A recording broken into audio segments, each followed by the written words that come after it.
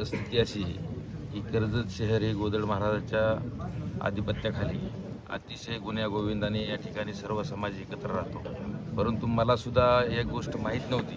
मागच्या 2-4 दिवसापूर्वी एका कुटुंबातली सदस्य करून या ठिकाणी नवीन ट्रस्ट स्थापन केले अशी ती माहिती मला समजल्यानंतर सर्व ती माहिती गावभर पसरत गेली.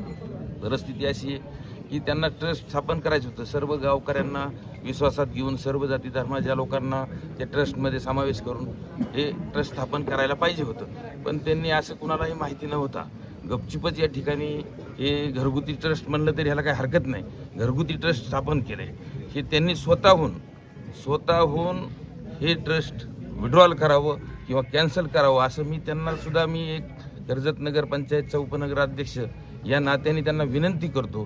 कारण काय की भविष्यामध्ये अशी परिस्थिती निर्माण होईल म्हणजे गावामध्ये अशांतता माजल्याशिवाय राहणार नाही.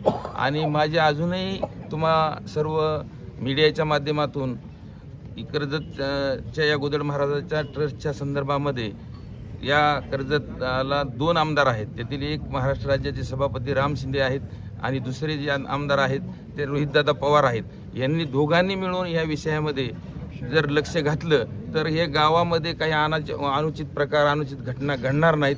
त्वरित हे ट्रस्ट एकतर ज्यांनी स्थापन केले त्यांनी ते कॅन्सल करावं, विड्रॉल करावं. अन्यथा त्याच्यानंतर जर होत नसेल तर या दोन्ही आमदारांनी मिळून याच्यामध्ये लक्ष घालून यातून मार्ग काढावा. आणि नवीन ट्रस्ट जर स्थापन करायचं असेल तर सर्व गावकऱ्यांनी मिळून एकत्र येऊन सर्व जाती धर्माला बरोबर घेऊन आणि मानकऱ्यांना पुजाऱ्यांना बरोबर घेऊन स्थापन करावं अशी मी सर्व गावकऱ्यांना व ज्यांनी ट्रस्ट स्थापन केले त्यांना सुद्धा या ठिकाणी विनंती करतो. कोण आहे ते कोणीच